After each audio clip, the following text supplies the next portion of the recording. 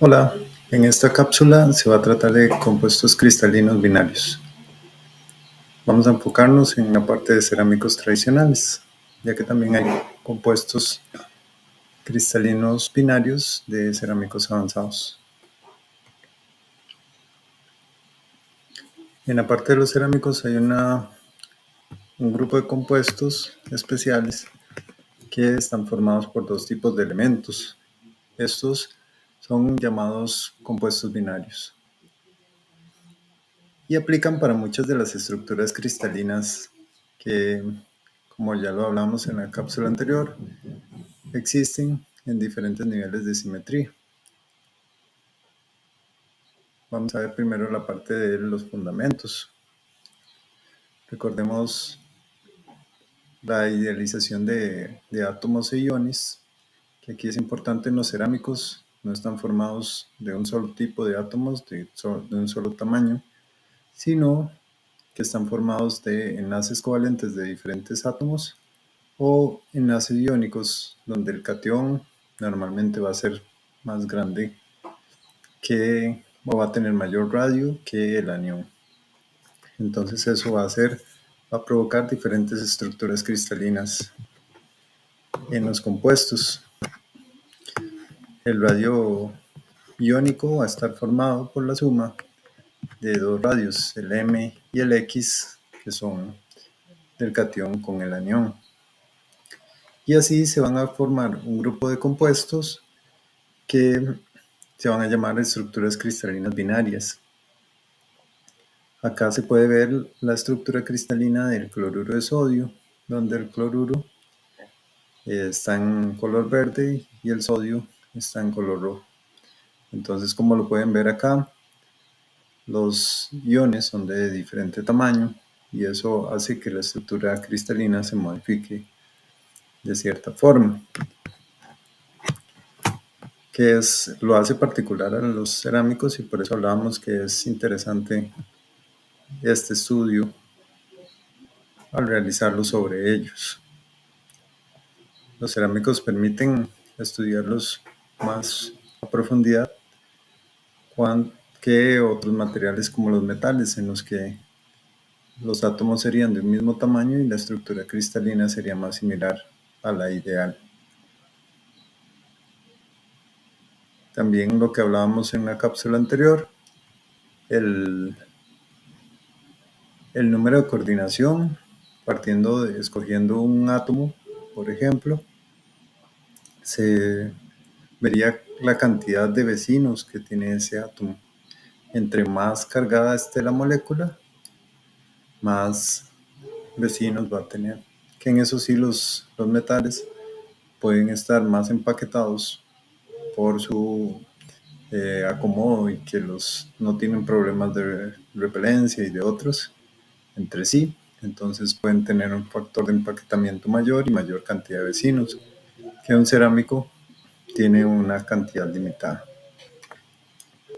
Acá podemos ver la diferencia de número de coordinación, que sería entre los iones de los diferentes elementos. Números de coordinación de 6, de 4, de 8, de 12, y eso depende de la estructura cristalina que vamos a tener. Como lo decíamos, si estuviéramos hablando de metales, los átomos son de un tamaño bastante similar, pero en el caso de los cerámicos, de muchos compuestos de enlace iónico y enlace covalente, tendrían diferentes tamaños sus vecinos. Por eso la estructura cristalina de los cerámicos no es tan fácil de estudiar como la de los metales, porque no es tan ideal.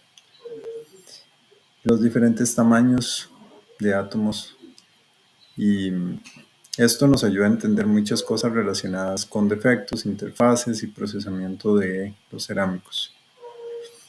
Antes siempre se tomaba con que el anión era el ion de mayor tamaño, como sucede con el óxido de magnesio, que es un material muy tradicional, o con la alúmina, pero eso era cuando principalmente se usaban óxidos de elementos ligeros.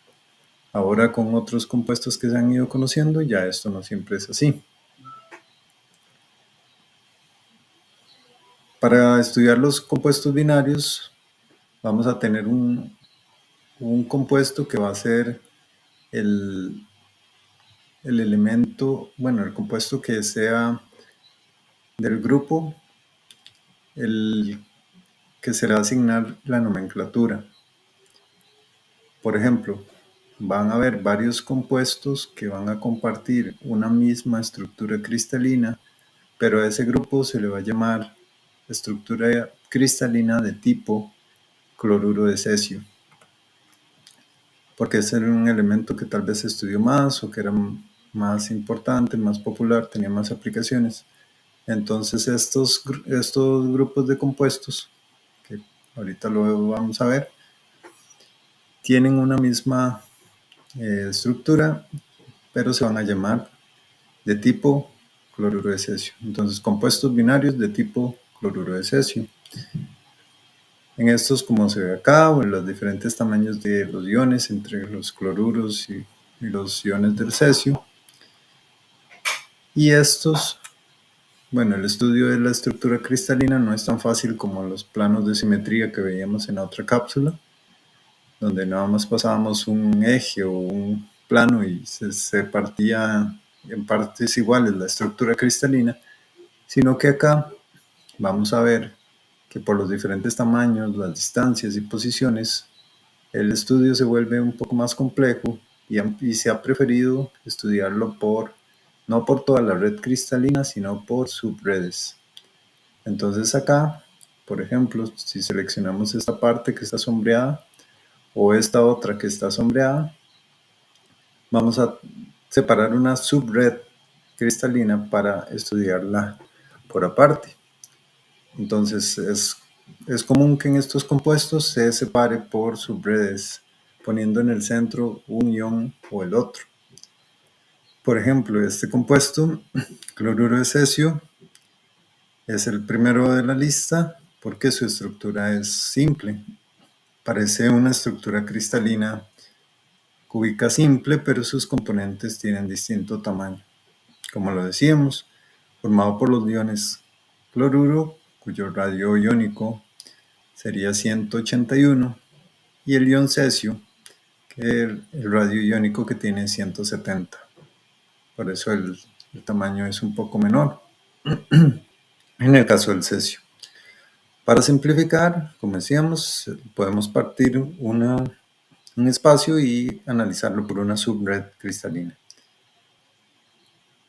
Se puede visualizar por los parámetros de Miller, si lo vemos desde esas dos sublattice o subredes cristalinas, ambos estarían desplazados un medio, 1, 1, 1.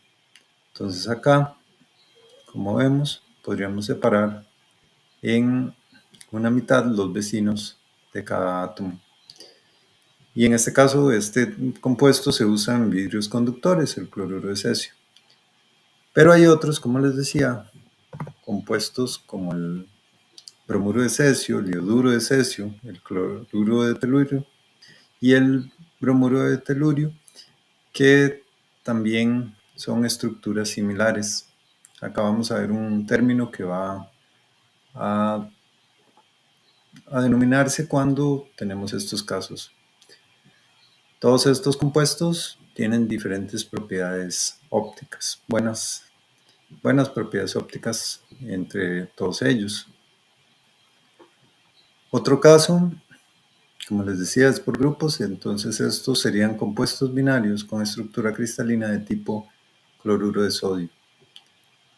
Acá ya habíamos visto esta estructura cristalina. Estos compuestos igual van a tener sus características. En este caso, este forma un octaedro similar a una estructura cristalina centrada y en las caras la FCC. El empaquetamiento no es tan cerrado como otros, tiene un número de coordinación CN de 6. Otros metales, como les decía, pueden estar más empaquetados y tener un CN de 12. Se puede visualizar si lo vemos desde las dos subredes. interpuestas, una de aniones y otra de cationes. Ambas estarán desplazadas 0,01 o 1,1. Si lo vemos como una sola estructura cúbica, tendremos dos átomos bases, cesio y cloruro. Y otros compuestos, como lo pueden leer acá, que utilizan esta configuración son el óxido de magnesio, el óxido de calcio, el óxido de estroncio, el óxido de bario, el óxido de cadmio, el óxido de hierro y el níquel, óxido de níquel.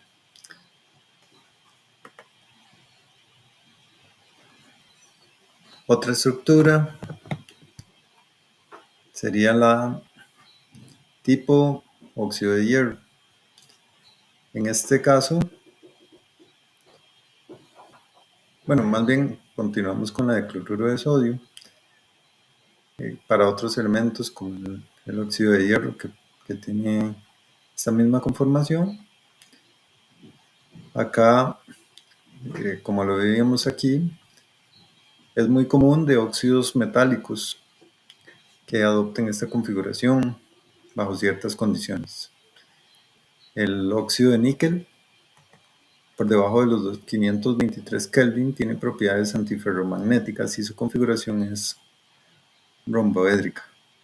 Ocupa superar esa temperatura, que lo vamos a llamar temperatura Nil, para volverse paramagnético y cambiar su configuración para que sea similar. Muchos de los óxidos carburos y nitruros, para tener esta estructura, deben incumplir la estequiometría. Esa parte la vamos a mencionar en los compuestos binarios de cerámicos avanzados, los carburos y nitruros, pero para que vean estas propiedades que tienen estos compuestos. Otro de los grupos, ahora sí, se llama fluoruro de calcio, compuestos binarios de tipo fluoruro de calcio. Acá, como pueden ver, ya nos vamos alejando de la estructura cúbica sencilla y van generándose nuevas configuraciones menos simétricas.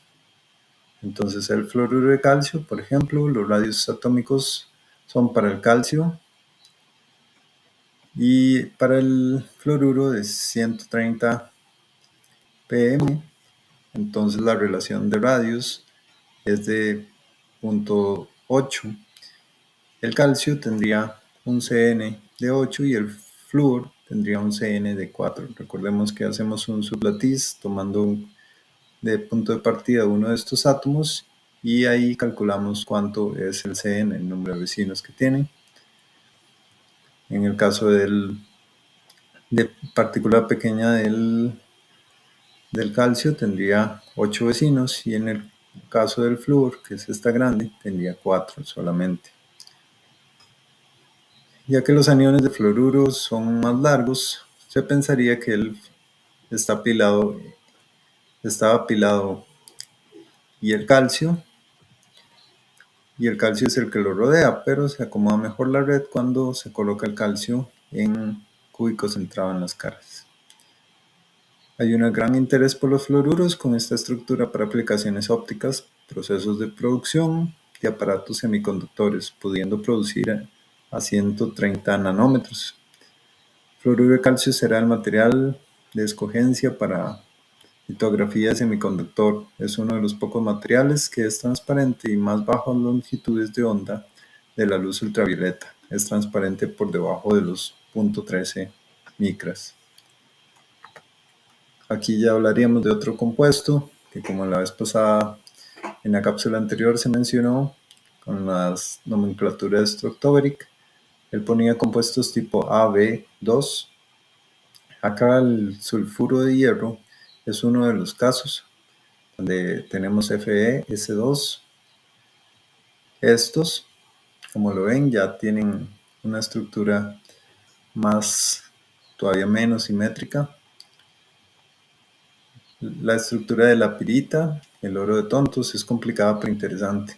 Los cationes de hierro se colocan en octaedro. Si se compara la pirita con el cloruro de sodio, esta es M3M, mientras que la pirita es M3, aún cúbica, pero con menos simetría.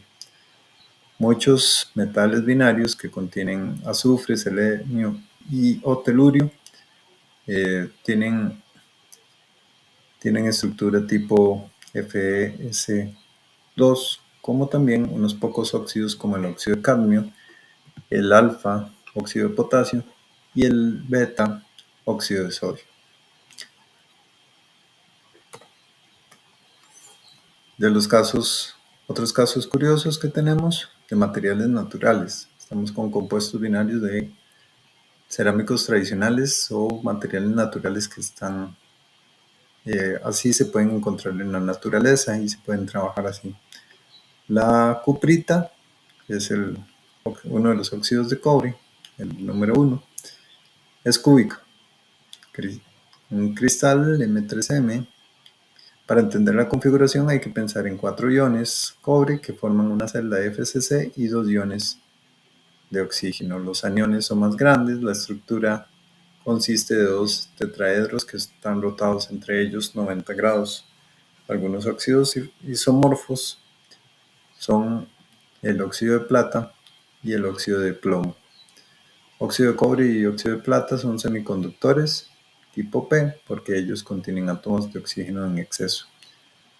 Acá se menciona uno de los conceptos que les estaba mencionando. Cuando tenemos compuestos que comparten la estructura cristalina, tienen la misma estructura cristalina pero diferente composición química, los vamos a llamar isomorfos, isomorfismo.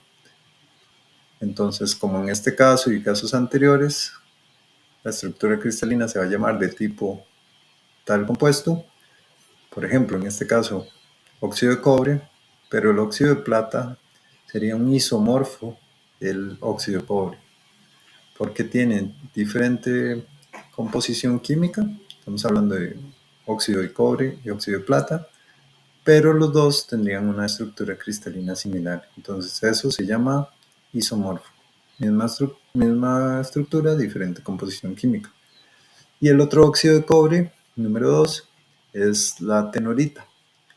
Esta es diferente, vean que es monoclínica con clase de cristal 2/M. El átomo de cobre está ubicado aproximadamente en el medio de un plano cuadrado de 4 iones. Cada anión está rodeado de 4 cationes. Entonces vemos que tienen diferencia de acomodo de sus átomos y sus iones dependiendo de sus características. Acá vamos a ver que, por ejemplo, el número de coordinación está relacionado con la geometría, con la hibridación y dependiendo para el compuesto. Entonces, un número de coordinación de un átomo que apenas tiene, o un ion que apenas tiene 2 vecinos, normalmente va a ser lineal. Pero uno de que ya tiene 5 va a ser piramidal al cuadrado. Entonces, el número de coordinación, que hay varias formas de calcularlo y que nos da ciertas maneras de encontrarlo y nos da bastante información, nos permite también ver cómo se va a acomodar el átomo o el ion dentro de la estructura cristalina y qué compuesto va a tener esta estructura. Otro de los casos es el dióxido de titanio, que está en 3 formas. Él tiene 3 isomorfos. Estos son polimorfos porque es un mismo compuesto y 3 estructuras cristalinas. Polimorfos, recordemos que era eso. Cuando una misma composición, no estamos variando, que sea óxido de titanio, va a tener diferentes condiciones termodinámicas y diferentes estructuras cristalinas. El rutilo es tiene estructura de simetría primitiva tetragonal obtenida mediante enlace de octaedros. Cada catión de titanio es rodeado por 6 de oxígeno y cada oxígeno es rodeado por 3 titanios. Los 6 puntos del octaedro están conectados con un octaedro rotado. Y el anatase va a tener estructuras de simetría primitiva tetragonal obtenida mediante enlace de octaedros, pero cada octaedro está algo distorsionado y comparte 4 de sus puntos con otro octaedro. Y la bruquita, esta configuración es más complicada con octaedros que comparten orillas y esquinas. Entonces vemos el mismo material, el dióxido de titanio, en diferentes formas polimórficas. El óxido de aluminio, la alúmina, es uno de los materiales que más se ha utilizado en mucho tiempo y gracias a él se estudió más la estructura cristalina hexagonal, por encima de otros materiales. La alúmina hizo popular la estructura cristalina hexagonal. Tenemos alúmina cuando llamamos el cerámico, o corundum cuando llamamos el mineral. Se refiere a óxido de aluminio alfa. Cuando está dopado con cromo 3, el mineral es llamado rubí. Cuando es dopado con iones titanio es llamado zafiro.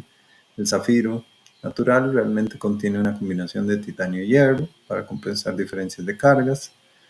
La hematita, óxido de hierro, es isomorfo, tiene la misma estructura cristalina, diferente composición, y tiene casi el mismo radio. La ilemita se parece, pero con hierro y titanio en lugar de aluminio. Óxido de cromo y óxido de galio tienen estructura cristalina relacionada. La alúmina tiene estructura cristalina trigonal 3M y tiene una subred de oxígeno pseudo hexagonal. Entonces ya aquí ya estamos cambiando, ya no es la estructura cristalina cúbica, sino hexagonal. Y uno de los últimos que vamos a ver, bueno, dos casos, son el sulfuro de molibdeno y el yoduro de cadmio. Estos están basados en estructura hexagonal compacta. En la molibdenita, los átomos molibdeno están localizados en posiciones correspondientes a la celda unitaria de la estructura HCP. Un par de sulfuros está centrado a lo largo de la directamente opuesto a la molibdenita. El átomo de metal tiene número de coordinación de 6, como las estructuras de titanio y de yoduro de cadmio. Para el yoduro de cadmio, ordenamiento es de estructura más covalente, y el sulfuro de molibdeno es la fase más interesante y excelente lubricante seco. Entonces, compuestos binarios formados por dos elementos que nos dan muy diferentes estructuras cristalinas, nos permiten realizar ciertos cálculos, conocer números de coordinación, factores de empaquetamiento y otros detalles que vamos a ir viendo. Y esto permite que como cerámicos nos permitan analizar más cantidad de estructuras cristalinas. Y esta es la parte de esta cápsula. Muchas gracias.